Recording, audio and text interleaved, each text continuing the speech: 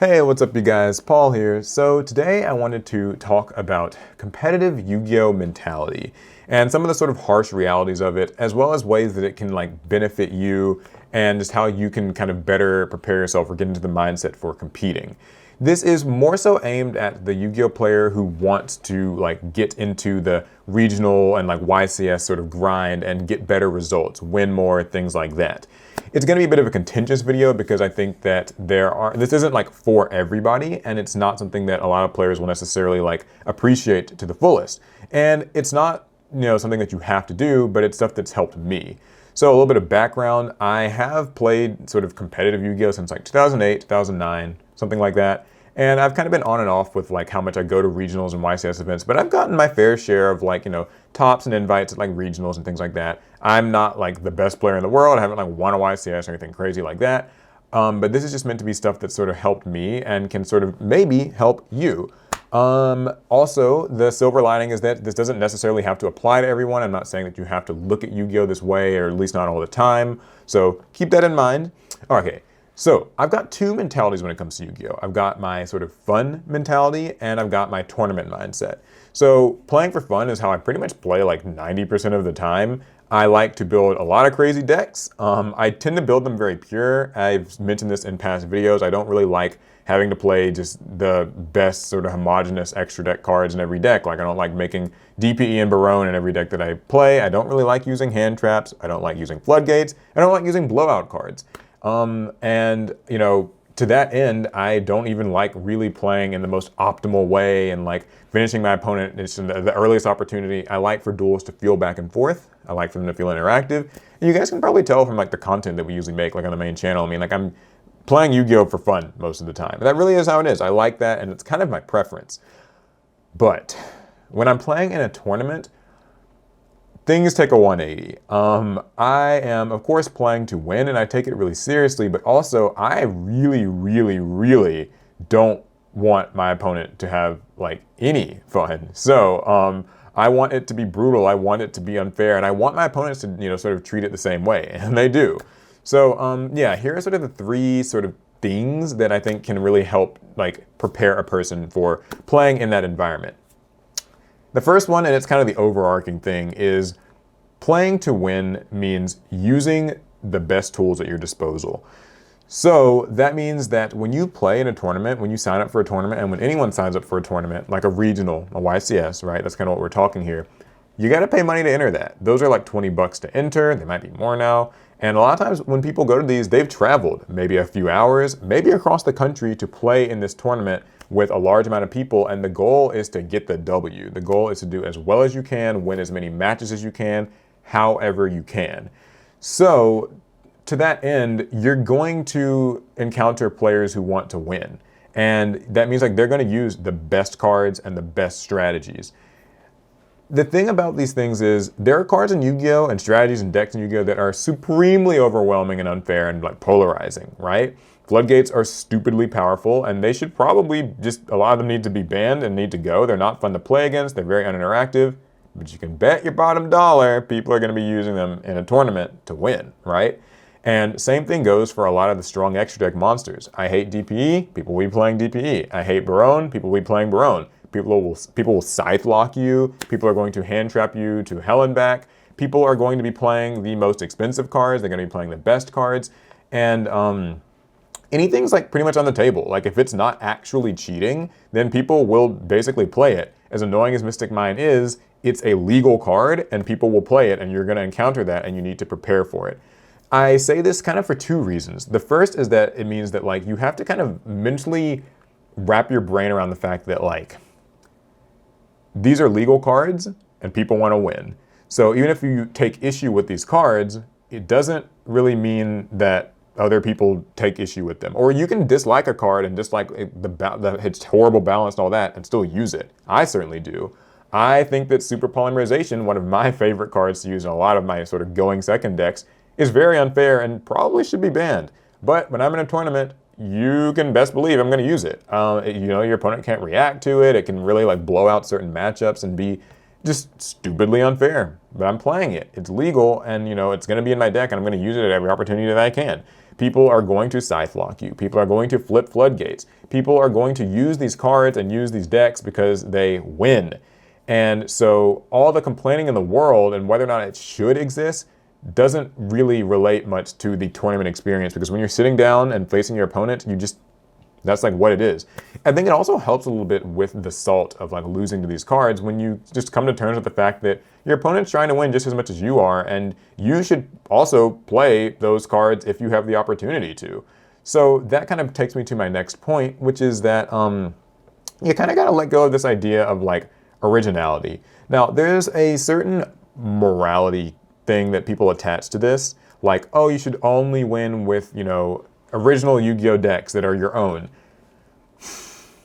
I think you can have a lot of fun with decks that are original, but you can't deny that there's probably a good reason to play the tried and true strategy.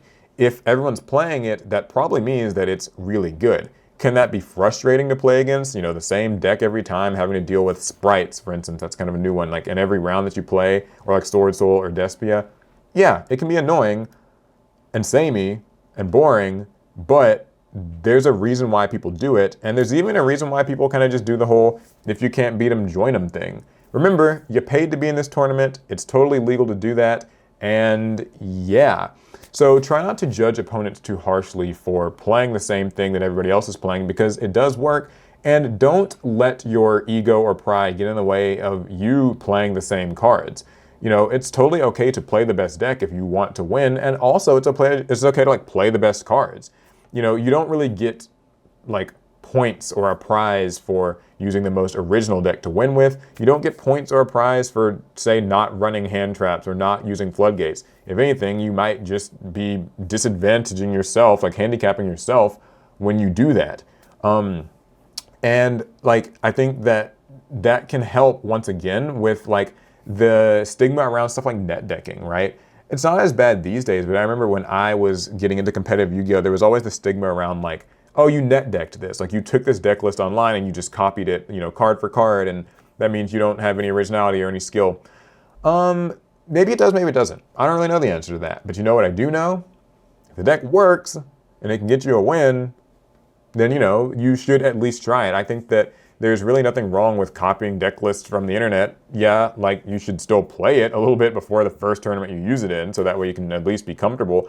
And you should, make changes to it as you see fit.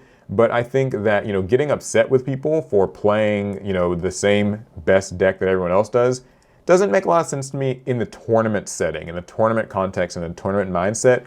People are just there to play to win. And if anything, I actually think that in a field where everyone's playing a lot of the same things, the ability to edge your opponent out and, use that same card pool, but do it a little bit better than the rest of the field means that you are a little bit better than the rest of the field. Maybe you found out a small interaction that not as many people know. Maybe you have a unique tech card that not as many people know about, and that can sort of be the edge that you need. And that can be fun in its own way. So yeah, and the last thing is money. Now, this is probably the most contentious point, because I don't really like that Yu-Gi-Oh cards can be stupidly expensive. Like, I don't like this. If you've watched this channel for any amount of time, I'm a big proponent of reprints. I hate short prints. I think cards costing over $100 makes zero sense, and just no, that's not cool. But it is what it is in tournaments. And so you should expect that the people who are sweaty and want that win will be playing the best cards. You kind of have to accept that, like, even if Pot of Prosperity is like $100, anybody at a regional or YCS is liable to be using it. The same thing applied to stuff like Lightning Storm and Forbidden Droplets when those cost $100. People still played them. And if you want to win, your chances are usually better if you have these cards. It's not a fun reality. It just is the reality. It's not like you can't win without them, but they increase your chances. And so if you can get access to them, you probably should. If you can't afford them, you can probably try to like borrow them from a friend who isn't using them. But I think that you have to sort of let go of the idea that like, well, like it's unfair that they cost this much or whatever. I lost because I didn't have them. Yeah, like all that can be true, but it doesn't really change the fact that like your opponent has the right to play the cards. They're legal cards. It's okay to be like mad at Konami and all that stuff for like making them expensive and this and that. But that's all sort of outside of the tournament. When you're sitting down to play at the table, I try to clear my head of the whole money thing and the other things I've mentioned, like originality or like, you know, some sort of a moral around win conditions. Like, you just got to play, and you got to accept that your opponent is also there to like play and there to win. So, sort of to wrap up, I think that when you want to do the best that you possibly can in competitive Yu-Gi-Oh, I think you have to give it a certain amount of respect, right? You should acknowledge that this isn't necessarily all a bunch of good things, right? It's not good that cards can be expensive. It's not good that some of these things are even legal, these OP strategies and everything. It's not great that everyone's playing the same thing and it's like boring to face it, but it is what it is. So when you're at tournaments, this is kind of how you have to look at stuff. You should make it as difficult as possible for your opponents to beat you. You're not responsible for your opponent like enjoying the round, right? You're just there to get the W. And by the same token, they're not responsible for you enjoying the round. When they slap down the Mystic Mine and it's really annoying and upsetting, yeah, but it's legal, so you know, you could even be playing it too. I know that this is not a comfortable video for some players, and I think it's not something that like everybody even has to do, right? Like if you just play with friends, you can ignore this. If you just sort of play like at locals and you've got kind of one of the more like laid back locals, because there are the try hard, sweaty ones as well, then you might not really have to care about this. And amidst all of this, you just can choose to enter tournaments and have fun like in your own way.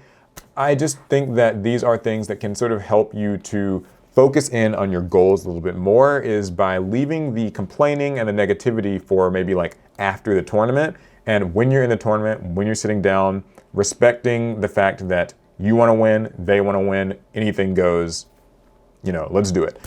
So, yeah, that's the video. Let me know what you guys think about this. Is this sort of a mentality that you take to tournaments? Are you sort of like me in that you have like two like wolves inside of you as far as Yu-Gi-Oh goes? I've got like a fun mode. I've got a really like harsh, merciless, sadistic, almost like, you know, competitive drive. I think it's okay to have both. So yeah, let me know what you think down in the comments. I'll talk to you guys in the next one. Pass turn.